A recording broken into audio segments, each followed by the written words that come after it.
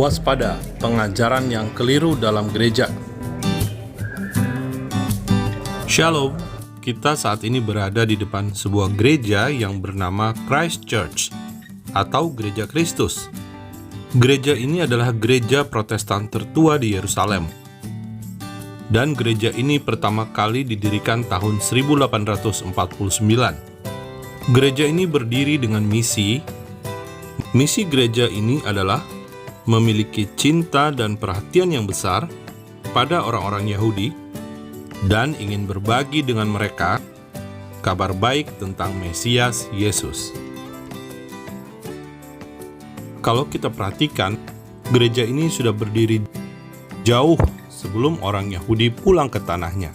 Jadi, bukan hanya orang Yahudi, tetapi gereja ini pun punya kerinduan dan mereka berdoa. Mereka memfasilitasi orang-orang Yahudi untuk pulang, untuk aliyah ke tanahnya. Mereka bahkan juga punya mimpi. Para pendiri-pendirinya juga bermimpi untuk orang Yahudi tersebut pulang ke tanahnya.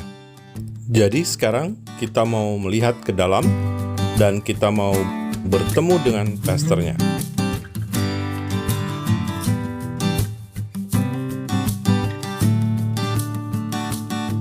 Gereja ini berada di kawasan kota tua Yerusalem, dekat gerbang Jaffa.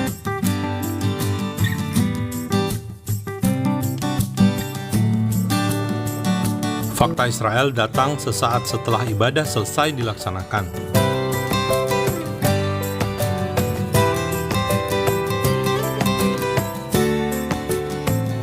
Ini ada bendera Israel.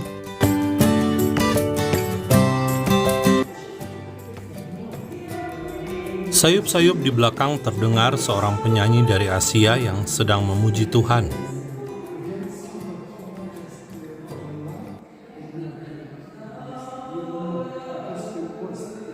Lalu terlihat menorah 7 kaki dian di sebelah belakang dari altar.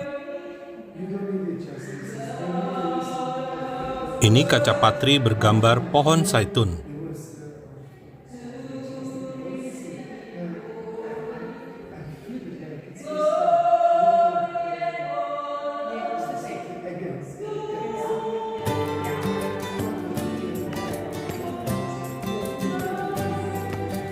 Nah, sekarang Fakta Israel berkesempatan mewawancarai Pastor Ruben, pastor yang baru saja selesai memimpin ibadah tadi.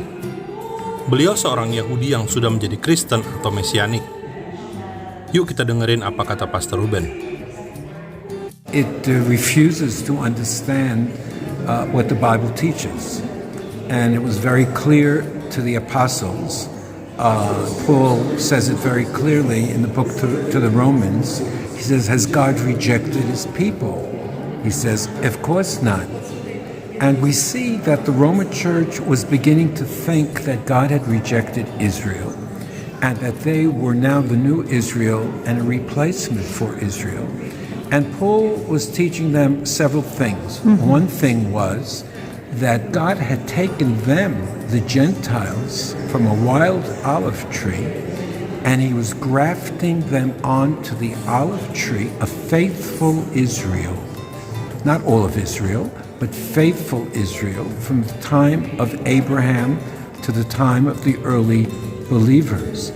And then Paul was saying to them they should not be ignorant of this mystery and that they should not be proud towards the natural olive branches, which are the Israelites, because the time will come that God will graft the Jewish people back into their own olive tree. And the Gentile believers are taken from their wild pagan olive tree and are grafted into the olive tree of faithful, believing Israel. And Paul says, be careful, because you only stand by faith. And God is, he says very clearly that God is faithful to his covenants and to his promises in the same chapter. He is faithful to Israel in the covenants and promises that he has given her, and the Redeemer will come to Zion and turn Israel from her transgression, and all of Israel will be saved. So that means that the Gentiles who believe are not a replacement. They're not a new Israel or the spiritual Israel.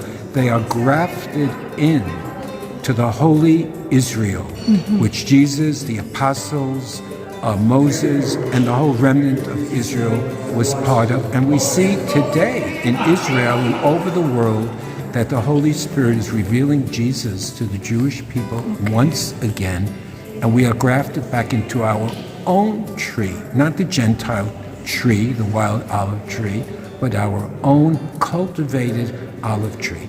And if you read all of Romans 9, 10, and 11 carefully, you can see without a question of a doubt that replacement theology is a big lie. It's a trick of the devil, and it's a form of anti-Semitism. If people understand it or they don't understand it, that is the reality. And therefore Paul says, be humble and do not be proud to the natural olive branches, because God is able and will graft them back into their own tree again. Oke. Salam damai dari Fakta Israel.